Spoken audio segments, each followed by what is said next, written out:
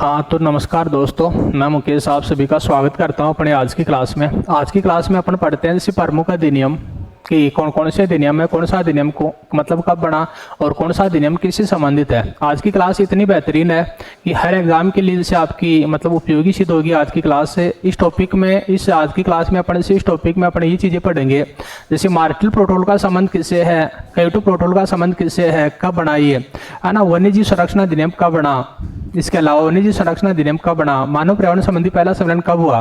तो कुछ important fact पढ़ते हैं जैसे अपन अधिनियम से रिलेटेड। और जैसे आपकी किसी प्रकार का कंपटीशन में, चाहे किसी प्रकार का कंपटीशन हो, चाहे कांस्टेबल लाइन का हो, चाहे टीचर ग्रेड का हो, चाहे कोई एसएससी का कंपटीशन हो, इसके अलावा चाहे मतलब कोई आरपीसी का कंपटीशन हो, चाहे यूपीएससी का कंपटीशन हो, ये हर क्लास के लिए अति महत्वपूर्ण क्लास है जैसे आपकी क्या प्रमुख अधिनियम की क्लास है ना चीज़। तो देखते हैं अपन जैसे इसके अंदर कुछ इंपॉर्टेंट फैक्ट है। पहला जो होता है ना, पहला से 1972 के अंदर क्या हुआ था, तो 1972 के अंदर क्या हुआ था, जैसे वन्यजीव संरक्षण अधिनियम बना था है ना, से वन्यजीव संरक्षण अधिनियम बना है ना, से वन्यजीव संरक्षण अधिनियम बनाता से आपका कब 1972 में बना से वन्यजीव संरक्षण अधिनियम। अब इसको लागू किया गया था जैसे वन्यजीव संरक्षण अधिनियम, वन्यजीव संरक्षण अधिनियम है ना, वन्यजीव संरक्षण अधिनियम इसको लागू किया गया था इसी कब, तो 1973 में लागू किया गया इसको राजस्थान में, ये बात है। तो वन्यजीव संरक्षण अधिनियम बना था 1972 में और वन्यजीव संरक्षण अधिनियम को लागू किया गया था राजस्थान में कब 1973 के अंदर लागू किया गया, ये बात है। एक आता है 1972 के अंदर क्या हुआ था, तो 1972 में जैसे मानव पर्यावरण संबंधी है ना, से मानव पर्यावरण संबंधी है ना, से मानव पर्यावरण संबंधी पहला सम्मेलन का आयोजन हुआ।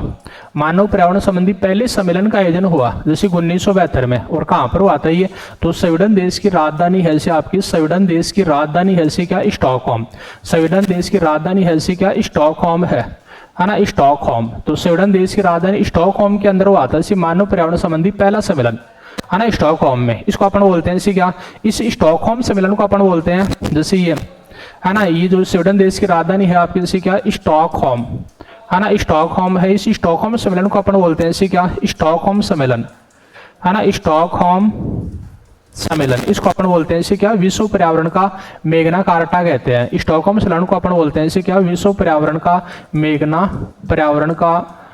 कार्टा कहते हैं। तो स्टॉकहोम सम्मेलन को अपन बोलते हैं इसे क्या विश्व पर्यावरण का मेगना कार्टा कहते हैं। तो वन्यजीव संरक्षण अधिनियम बनाता है कब 1972 में बना, इसको राजस्थान में लागू किया गया था 1973 में। मानव पर्यावरण संबंधी पहला सम्मेलन 1972 में हुआ, स्वीडन देश की राजधानी स्टॉकहोम के अंदर हुआ। इसको अपन बोलते हैं इसे क्या स्टॉकहोम सम्मेलन भी कहते हैं है ना, इसको अपन बोलते हैं इसे क्या स्टॉकहोम सम्मेलन भी कहते हैं। या स्टॉकहोम सम्मेलन को अपन बोलते हैं विश्व पर्यावरण का मेगना कार्टा कहते हैं। इसके अलावा एक आता है 1974 है ना, जैसे एक आता है 1973। अब 1973 के अंदर से टाइगर प्रोजेक्ट है ना, जैसे टाइगर प्रोजेक्ट की शुरुआत हुई थी, जैसे टाइगर प्रोजेक्ट की शुरुआत हुई थी। और टाइगर प्रोजेक्ट की शुरुआत हुई थी जिम कॉर्बेट नेशनल पार्क से है ना, जिम कॉर्बेट नेशनल पार्क से टाइगर प्रोजेक्ट की शुरुआत हुई थी। किसके नेतृत्व में की गई, तो कैलाश चंद्र सांखला के नेतृत्व में की गई है ना, कैलाश चंद्र सांखला के नेतृत्व में की गई। इसीलिए तो सांखला को अपन क्या बोलते हैं, टाइगर मैन ऑफ इंडिया कहते हैं है ना, टाइगर मैन ऑफ इंडिया कहते हैं कैलाश चंद्र सांखला को, ये चीज है। तो 1972 में जैसे टाइगर प्रोजेक्ट की शुरुआत हुई, और टाइगर प्रोजेक्ट की जो शुरुआत हुई थी ना, ये हुई थी जिम कॉर्बेट नेशनल पार्क से। और इसकी शुरुआत हुई थी जैसे कैलाश चंद्र सांखला के नेतृत्व में इसकी शुरुआत की गई। इसीलिए टाइगर मैन ऑफ इंडिया ये कैलाश चंद्र सांखला को कहते हैं। ये हर पेपर के अंदर आता है क्वेश्चन, ये ऐसा क्वेश्चन है जो वेरी इंपॉर्टेंट है ना, जैसे वेरी इंपॉर्टेंट है, हर एग्जाम के अंदर आता है। किसी प्रकार का एग्जाम हो कि टाइगर प्रोजेक्ट की शुरुआत कब हुई, तो टाइगर प्रोजेक्ट की शुरुआत हुई थी इसे कब 1973 के अंदर हुई। एक होता है इसे आपका क्या, तो 1976 के अंदर क्या हुआ, तो 1976 के अंदर अधिनियम बनाता है क्या जल प्रदूषण रोकथाम अधिनियम है ना, जल प्रदूषण रोकथाम अधिनियम बना से आपका कब 1976 में बना से क्या जल प्रदूषण रोकथाम अधिनियम। तो ये 5 हो गए आपके ना 5 पॉइंट। 1900 फिर इसके बाद अपन पढ़ते हैं इसे क्या छठवां पॉइंट पढ़ते हैं 1980 के अंदर क्या हुआ, तो 1980 में क्या हुआ था जैसे आपका जैसे वन संरक्षण अधिनियम बना है ना, वन संरक्षण अधिनियम बनाता है इसे कब 1980 में बना, वन संरक्षण अधिनियम बना 1980 में।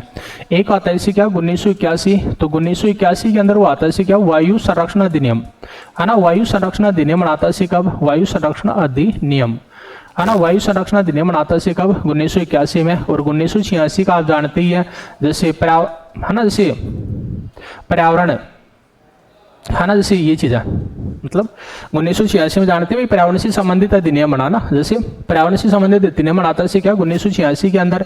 इसके अलावा एक जैसे 1987 का आप जानते ही है, जैसे 1987 में जैसे किसका आयोजन हुआ था, तो है ना, जैसे मार्टल प्रोटोकॉल का आयोजन हुआ था 1987 में, जैसे मार्टल प्रोटोकॉल का आयोजन हुआ था ना, और ये चीज 1987 में हुआ था मार्टल प्रोटोकॉल का आयोजन, ये पूरा हुआ है ना। जैसे 16 सितंबर 1987 को मार्टल प्रोटोकॉल का आयोजन हुआ था, और इस मार्टल प्रोटोकॉल को फिर लागू किया गया था से आपका कब, तो इसको लागू किया गया था से 1 जनवरी 1989 को लागू किया गया मार्टल प्रोटोकॉल को ना। और मार्टल कहाँ का शहर है, तो ये कहाँ का शहर है, से कनाडा का शहर है ना। मार्टल जैसे कनाडा का शहर है, ये चीज है। और इस मार्टल प्रोटोकॉल का संबंध किससे है, तो इसका संबंध होता है इसी किससे, ओजोन क्षरण से है। ये करीब करीब पेपरों के अंदर ही आता है क्वेश्चन ना। तो 1987 के अंदर क्या हुआ था, इसे मार्टल प्रोटोकॉल का आयोजन हुआ 16 सितंबर 1987 को, इसको लागू किया गया था 1 जनवरी 1989 को लागू किया गया। और ये ओजोन क्षरण को कम करने है ना, जैसे ओजोन क्षरण से संबंधित होता है इसे क्या मार्टल प्रोटोकॉल। और पर्यावरण संरक्षण अधिनियम जानते ही हैं, जैसे पर्यावरण संरक्षण अधिनियम है ना, तो पर्यावरण संरक्षण अधिनियम बनाता है कब 1986 में, ये बात हो गई ना। पर्यावरण संरक्षण अधिनियम बनाता है 1986 में। तो आपके 9 पॉइंट हो गए, 10वां पॉइंट इधर देखें। जैसे एक होता है 1992, तो 1992 में इसी किसकी शुरुआत हुई थी, तो हाथी बचाओ परियोजना की शुरुआत, मतलब एलिफेंट प्रोजेक्ट की शुरुआत हुई थी, है ना। जैसे 1992 में हुई थी, इसे क्या एलिफेंट प्रोजेक्ट की शुरुआत हुई। इसके अलावा से एक आता है इसे क्या, मतलब जैसे 11 पॉइंट 1992 में क्या हुआ था, तो पृथ्वी सम्मेलन का आयोजन हुआ था, है ना। 1992 में से पृथ्वी सम्मेलन का आयोजन हुआ था। और पृथ्वी सम्मेलन जानते ही है, जैसे कहाँ पर, तो ब्राजील के शहर, है ना, ब्राजील के शहर, ये हुआ था रियो डी जेनेरियो, है ना, ब्राजील के शहर रियो डी जेनेरियो में हुआ था, इसे क्या पृथ्वी सम्मेलन का आयोजन, ये चीज है। तो 1992 में एक तो एलिफेंट प्रोजेक्ट की शुरुआत हुई, इसके अलावा से 1992 में पृथ्वी सम्मेलन का आयोजन हुआ था, इसे कहाँ पर, ब्राजील के शहर रियो डी जेनेरियो में। तो 11 पॉइंट हो गए आपके। आगे के एक तो और देखते हैं अपन, 12 पॉइंट फिर देखें। जैसे 1996, तो 1996 में क्या हुआ था, जैसे रेड पांडा प्रोजेक्ट की शुरुआत हुई थी ना, जैसे 1996 में रेड पांडा प्रोजेक्ट की शुरुआत हुई थी। अभी जो रेड पांडा प्रोजेक्ट होता है ना, जैसे रेड पांडा प्रोजेक्ट की शुरुआत हुई थी, लाल पांडा बचाओ परियोजना की शुरुआत 1996 में हुई। अब जैसे इसकी शुरुआत हुई थी कंचनजंगा अभ्यारण्य, जो सिक्किम में है, कंचनजंगा अभ्यारण्य सिक्किम से में है, वहां से इसकी शुरुआत हुई थी रेड पांडा प्रोजेक्ट की शुरुआत। और 1900 मतलब ये रेड पांडा जो होता है ये किसका प्रतीक चिन्ह है, तो WWF का प्रतीक चिन्ह होता है। ये रेड पांडा प्रोजेक्ट जो होता है ना, WWF का क्या होता है, ये प्रतीक चिन्ह होता है। और इसका पूरा नाम होता है इसे क्या, वर्ल्ड वाइल्ड लाइफ फंड। तो WWF का पूरा नाम होता है इसे क्या, वर्ल्ड वाइल्ड लाइफ फंड, ये WWF का पूरा नाम होता है। तो WWF की शुरुआत 1900, WWF जो होता है ना, ये मतलब रेड पांडा प्रोजेक्ट का प्रतीक चिन्ह होता है। और रेड पांडा प्रोजेक्ट की शुरुआत हुई थी 1996 में हुई थी ना जी। लाल पांडा प्रोजेक्ट की शुरुआत 1996 में। एक आता है आपका जैसे क्या, जैसे क्योटो प्रोटोकॉल है ना, जैसे क्योटो प्रोटोकॉल, क्योटो प्रोटोकॉल का संबंध किससे है, तो क्योटो प्रोटोकॉल का संबंध ये होता है इसी किसी ग्रीन हाउस प्रभाव से है। क्योटो प्रोटोकॉल का जो संबंध होता है ना, ये होता है इसी क्या, ग्रीन हाउस प्रभाव से है। ग्रीन हाउस प्रभाव से क्योटो प्रोटोकॉल का संबंध है। ग्रीन हाउस प्रभाव को कम करने के लिए इसी क्योटो प्रोटोकॉल का आयोजन किया गया था। और क्योटो कहाँ का शहर है, तो क्योटो जो होता है ना, कहाँ का शहर आपका, जापान का शहर है। ये आपका सेकंड ग्रेड के अंदर आया हुआ क्वेश्चन है ना, जैसे सेकंड ग्रेड के पेपर में पूछा हुआ क्वेश्चन है आपका, जैसे कि ग्रीन हाउस प्रभाव ग्लोबल वार्मिंग, ग्रीन हाउस प्रभाव या ग्लोबल वार्मिंग का संबंध किससे है, तो क्योटो प्रोटोकॉल से है। तो ये दो ध्यान में रखेंगे, एक तो मार्टल प्रोटोकॉल का संबंध ओजोन क्षरण से है, और क्योटो प्रोटोकॉल का संबंध ग्रीन हाउस प्रभाव से है। ग्रीन हाउस प्रभाव के लिए जो ज्यादा उत्तरदायी गैस होती है ना, ग्रीन हाउस प्रभाव के लिए जो ज्यादा उत्तरदायी गैस है वो कौन सी है, तो देखें ग्रीन हाउस प्रभाव में योगदान CO2 गैस का योगदान होता है 60%, मेथेन गैस का योगदान होता है कितना 20% होता है, CFC होती है, CFC का योगदान होता है कितना 14% होता है। एक होता है नाइट्रस ऑक्साइड, नाइट्रस ऑक्साइड का योगदान होता है कितना 6%, ये बात है। तो ये करीब करीब इंपॉर्टेंट क्वेश्चन है ये, है ना, हर पेपर के अंदर आता है आपका। प्रयोगशाला सहायक 2022 में आता है, लैब असिस्टेंट के पेपर में इस टाइप से 2022 में कि ग्रीन हाउस प्रभाव के लिए उत्तरदायी गैस कौन सी है, तो CO2 है 60%, है ना। बाकी RS प्री में पूछे हुए क्वेश्चन है कि ग्रीन हाउस प्रभाव के लिए उत्तरदायी गैसों का सही क्रम है, तो ज्यादा CO2 होती है, आ गई 1 नंबर पर। दूसरे नंबर पर मेथेन होती है 20%। तीसरे नंबर पर क्या होती है, CFC होती है 14% होता है। एक नाइट्रस ऑक्साइड होती है जो 6% होती है। तो ग्रीन हाउस प्रभाव के लिए ज्यादा उत्तरदायी गैस होती है CO2, फिर होती है मेथेन, फिर होती है CFC, है ना, क्लोरोफ्लोरोकार्बन फ्रीऑन। एक होती है नाइट्रस ऑक्साइड, है ना, 6% इसका योगदान। और नाइट्रस ऑक्साइड को आप जानते ही है, इसको अपन क्या बोलते हैं, तो इसको बोलेंगे अपन इसे क्या इंग्लिश में लाफिंग गैस कहते हैं, है ना। इसको अपन बोलते हैं इंग्लिश में लाफिंग गैस कहते हैं। इस गैस को अपन क्या बोलते हैं, हास्य गैस कहते हैं। ये हंसाने वाली गैस है ना, लाफिंग गैस बोलते हैं इसको, बोलते हैं इसे क्या, हंसाने वाली गैस कहते हैं नाइट्रस ऑक्साइड को ना, लाफिंग गैस, हास्य गैस बोलते हैं इसको। तो ये 13 पॉइंट हो गए। एक दो और देखते हैं इसे अपन। 14 पॉइंट है ध्वनि प्रदूषण रोकथाम अधिनियम का बना। तो ध्वनि प्रदूषण, है ना, जैसे ध्वनि प्रदूषण रोकथाम अधिनियम, है ना, ध्वनि प्रदूषण रोकथाम अधिनियम कब बना, तो ये बना सी कब, 2000 के अंदर ना। ध्वनि प्रदूषण रोकथाम अधिनियम बनाता सी कब, 2000 में। ये भी जैसे क्वेश्चन फर्स्ट ग्रेड में आया हुआ क्वेश्चन है 2020 के अंदर कि ध्वनि प्रदूषण रोकथाम अधिनियम कब बना, तो 2000 में बना। एक आता है इसे आपका 15 नंबर का पॉइंट आता है कि जैविकता अधिनियम कब बना। तो जैविकता अधिनियम जो होता है ना, जैविकता अधिनियम, तो जैविकता अधिनियम, या इसको लिख दिया मैंने, एक्ट लिख दिया, ये संसद के द्वारा बनाया गया था जैविकता को बचाने के लिए। और ये बनाया गया था इसे कब, 2002 में। तो जैविकता को बचाने के लिए संसद ने क्या किया था, जैविकता अधिनियम बनाया था, जैविकता एक्ट बनाया था 2002 में। ये चीज है। इसके अलावा और देख लेते हैं जैसे 2-3 पॉइंट। एक जैसे आपका ये आता है कि भारत का, है ना, से भारत का राष्ट्रीय जलीय जीव, है ना, से भारत का राष्ट्रीय जलीय जीव, तो कौन सा आता है ये, जैसे गोंगे डॉल्फिन, है ना, भारत का राष्ट्रीय जलीय जीव आता है इसे क्या, गोंगे डॉल्फिन आता है इसे भारत का राष्ट्रीय जलीय जीव। और गोंगे डॉल्फिन को जैसे भारत का राष्ट्रीय जलीय जीव कब घोषित किया गया, तो 2009 में। गोंगे डॉल्फिन को भारत का राष्ट्रीय जलीय जीव घोषित किया गया था इसे कब, तो 2009 में भारत का राष्ट्रीय जलीय जीव घोषित किया गया था किसको, गोंगे डॉल्फिन को ना। ये चीज है।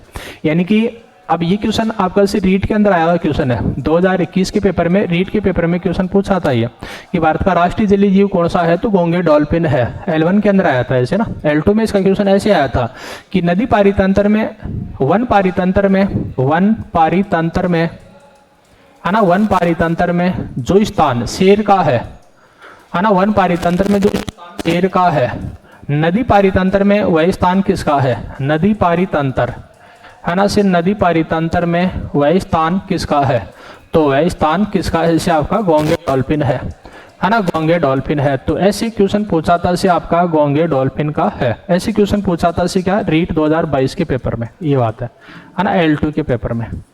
तो जैसे वन पारितंत्र में जो स्थान शेर का होता है, नदी पारितंत्र में वही स्थान किसका होता है, तो गोंगे डॉल्फिन का होता है। इस लाइन का मतलब यह है दोस्तों आपका कि जैसे वन पारितंत्र में शीर्ष उपभोक्ता शेर होता है, वैसे नदी पारितंत्र में शीर्ष उपभोक्ता क्या होती है, गोंगे डॉल्फिन होती है। तो ये आ गई जैसे आपकी बात 2009 की बात आ गई, भारत का राष्ट्रीय जलीय जीव गोंगे डॉल्फिन को। एक आता है इसे राष्ट्रीय विरासत पशु।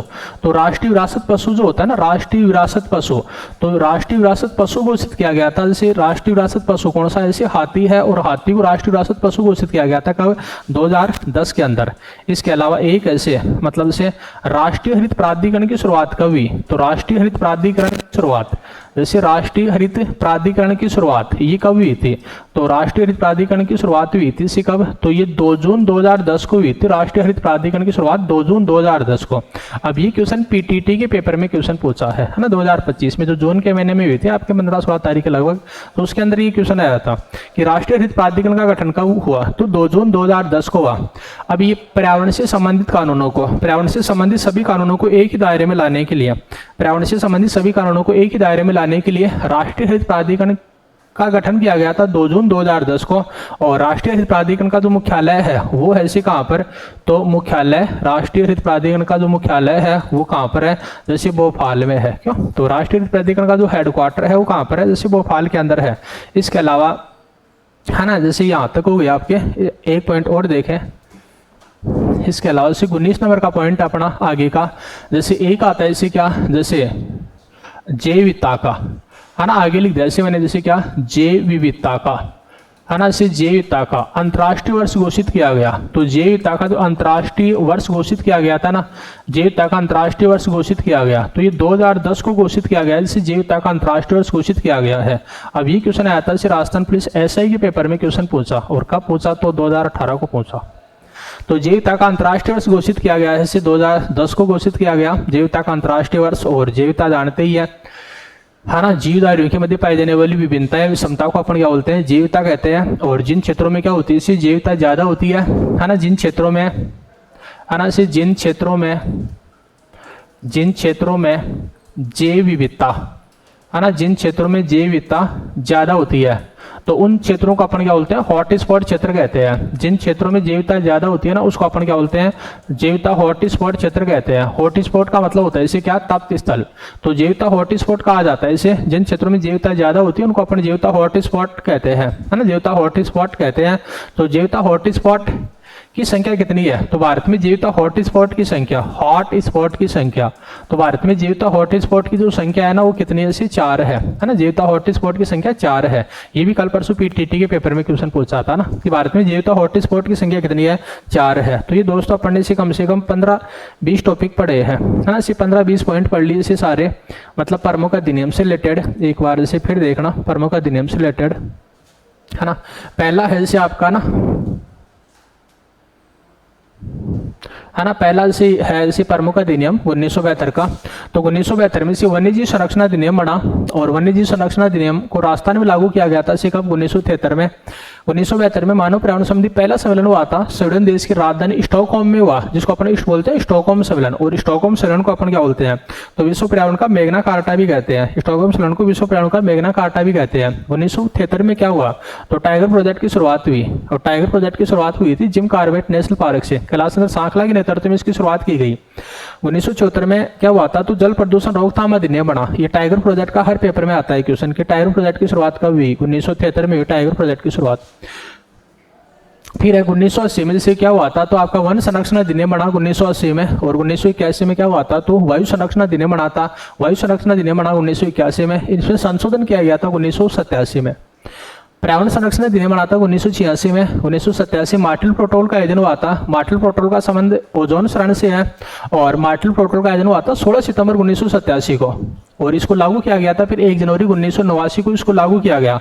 इसीलिए तो अपन क्या करते हैं, इसीलिए प्रतिवर्ष जैसे 16 सितंबर को अपन क्या बनाते हैं, तो 16 सितंबर को क्या मनाया जाता है, विश्व ओजोन दिवस, है ना, जैसे विश्व ओजोन दिवस मनाते हैं, है ना, इसे विश्व ओजोन दिवस मनाते हैं प्रतिवर्ष 16 सितंबर को। और ये जानते ही है जैसे ओजोन क्षरण के लिए ज्यादा उत्तरदायी गैस कौन सी है, तो ओजोन क्षरण के लिए ज्यादा उत्तरदायी गैस होती है ना, वो होती है CFC होती है। और CFC को अपन क्या बोलते हैं, फ्रीऑन भी कहते हैं, है ना, CFC को अपन फ्रीऑन भी कहते हैं। तो ये होती है ओजोन क्षरण के लिए ज्यादा उत्तरदायी गैस CFC या फ्रीऑन होती है। ओजोन क्षरण के लिए ज्यादा उत्तरदायी गैस CFC या फ्रीऑन होती है। इसके अलावा ओजोन क्षरण के लिए ज्यादा उत्तरदायी गैस हैलोजेंस भी होती है। हैलोजेंस भी इसके लिए ज्यादा उत्तरदायी है। और हैलोजन में सर्वाधिक उत्तरदायी जो हैलोजन होता है ना, उसका नाम क्या है, क्लोरीन है। क्लोरीन सबसे ज्यादा उत्तरदायी होता है, इसी क्या, ओजोन क्षरण के लिए। हैलोजन तत्व में ज्यादा उत्तरदायी होता है, ओजोन क्षरण के लिए आपकी क्लोरीन गैस होती है। एलिफेंट प्रोजेक्ट की शुरुआत हुई थी 1992 में। 1992 में क्या हुआ था, तो प्रति सम्मेलन का आयोजन हुआ था ब्राजील के शहर रियो डी जेनेरियो में। और इसके बाद ये हो ही गया, है ना। आगे का है से आपका कि रेड पांडा प्रोजेक्ट की शुरुआत हुई थी 1994 में। अब रेड पांडा प्रोजेक्ट, ये रेड पांडा किसका प्रतीक चिन्ह है, तो ये WWF का प्रतीक चिन्ह होता है। और WWF का पूरा नाम होता है world wild life fund. Kyoto protocol का संबंध ग्रीन हाउस प्रभाव से है। काइटो जापान का शहर है काइटो, है ना। और जैसे ग्रीन हाउस प्रभाव के लिए उत्तरदायी गैसें कौन कौन सी है, तो ज्यादा उत्तरदायी CO2, methane, CFC 14%, nitrous oxide 6%, methane 20% होती है, CO2 60% होती है। ओजोन मतलब ग्रीन हाउस प्रभाव के लिए उत्तरदायी गैसें होती है। ये ऐसा क्वेश्चन है जो हर एग्जाम में आता है, ये किसी भी एग्जाम को नहीं छोड़ता है। एग्जाम में कैसे ही पूछे, लेकिन यहाँ से क्वेश्चन पूछते हैं आपको, या तो पूछ लेते हैं ग्रीन हाउस प्रभाव के लिए ज्यादा उत्तरदायी गैस कौन सी है, तो CO2, methane, CFC, nitrous oxide, या पूछते हैं 3 आपको दे दी ग्रीन हाउस गैसें, एक ही अलग ही दे देते हैं ऑप्शन में, फिर पूछ लेते हैं कौन सी ग्रीन हाउस गैस नहीं है। तो ध्यान दें एक बार, ऑप्शन बना दिया से आपको, एक तो ऑप्शन बना दिया से क्या, CO2 गैस का बना दिया, दूसरा ऑप्शन बना दिया से किसका, मेथेन का बना दिया, एक ऑप्शन बना दिया से क्या, नाइट्रस ऑक्साइड का बना दिया, एक ऑप्शन लिख दिया से क्या, एक ऑप्शन लिख दिया से क्या, ऑक्सीजन गैस लिख दी। क्वेश्चन पूछ लिया इनमें से ग्रीन हाउस गैस नहीं है, तो इनमें से ग्रीन हाउस गैस नहीं है कौन सी, CO2, है ना। CO2 इनमें से ग्रीन हाउस गैस नहीं है, सॉरी कौन सी, ऑक्सीजन नहीं है, ज्यादा CO2 और ऑक्सीजन नहीं है ग्रीन हाउस गैस। तो ऑक्सीजन होता है, हाइड्रोजन होता है, नाइट्रोजन होता है, ये ग्रीन हाउस गैसें नहीं होती है। छठा पॉइंट होता है इसी क्या, ध्वनि प्रदूषण रोकथाम अधिनियम, ये बना था इसी कब, 2000 में। फर्स्ट ग्रेड 2020 में पूछा था क्वेश्चन। जैविकता अधिनियम एक्ट बना था इसे कब? 2002 में बना। भारत का राष्ट्रीय जलीय जीव घोषित किया गया था घोंगे डॉल्फिन को 2009 में। वन पारितंत्र में जो स्थान शेर का होता है, नदी पारितंत्र में वो स्थान किसका होता है? तो घोंगे डॉल्फिन का होता है। राष्ट्रीय विरासत पशु घोषित किया गया है किसको? हाथी को। और राष्ट्रीय हरित प्राधिकरण का गठन किया गया इसे कब? 2 जून 2010 को। और जैसे राष्ट्रीय हरित प्राधिकरण है ना, जैसे राष्ट्रीय हरित प्राधिकरण का जो मुख्यालय है वो कहाँ पर है? ऐसे आपका भोपाल में है। लास्ट में है से आपका क्या? जैविकता का अंतर्राष्ट्रीय वर्ष ये घोषित किया गया इसे कब? 2010 को। ये आपका राजस्थान पुलिस एसआई में आया क्वेश्चन है 7 अक्टूबर 2018 की राजस्थान पुलिस के पेपर में कि जैविकता का अंतर्राष्ट्रीय वर्ष घोषित किया गया, तो घोषित किया गया 2010 को। ये चीज है। एक होता है जिन क्षेत्रों में जैविकता ज्यादा पाई जाती है उन क्षेत्रों को अपन क्या बोलते हैं? हॉटस्पॉट कहते हैं। और भारत में जैसे हॉटस्पॉट की संख्या कितनी है? तो भारत में जैविकता हॉटस्पॉट की संख्या कितनी है? तो 4 है। और ये जो हॉटस्पॉट शब्द होता है ना, ये हॉटस्पॉट शब्द का प्रयोग किसने किया? तो हॉटस्पॉट शब्द का प्रयोग किया था इसे किसने? नॉर्मन मेयर ने किया, है ना। हॉटस्पॉट शब्द का प्रयोग किया गया था इसे नॉर्मन मेयर के द्वारा किया गया। ये रीट 2021 में पूछा था क्वेश्चन कि हॉटस्पॉट शब्द का प्रयोग किसके द्वारा किया गया? तो नॉर्मन मेयर के द्वारा किया गया। तो ये था दोस्तों आज की क्लास में आपका एक ये टॉपिक था छोटा सा और इम्पोर्टेंट भी है। छोटा सा टॉपिक है, इम्पोर्टेंट टॉपिक है कि जैसे प्रमुख अधिनियम, तो किसी भी प्रकार का एग्जाम दे, किसी भी टाइप का, किसी भी स्तर की एग्जाम कंपटीशन दे, आपको इस टॉपिक में से कन्फर्म क्वेश्चन देखने के लिए मिलता है। और ये तो हर एग्जाम के अंदर आता है कि टाइगर प्रोजेक्ट की शुरुआत कब हुई? 1973 में हुई। टाइगर प्रोजेक्ट मतलब टाइगर मैन ऑफ इंडिया कहा जाता है इसी किसको? कैलाश सांखला को बोलते हैं। इसके अलावा 2010 की बातें हो गई आपकी। जैसे राष्ट्रीय विरासत पशु है, राष्ट्रीय हरित प्राधिकरण का गठन कब किया गया? 2010 में किया गया, है ना। भारत का राष्ट्रीय जलीय जीव कौन सा है? तो घोंगे डॉल्फिन है।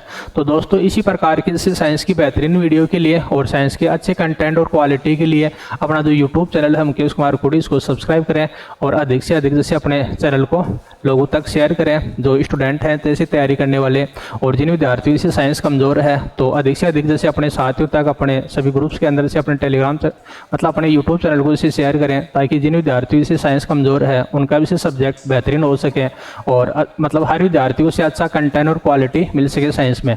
तो आज ही क्लास को अपन इतना ही रखते हैं। धन्यवाद, थैंक यू।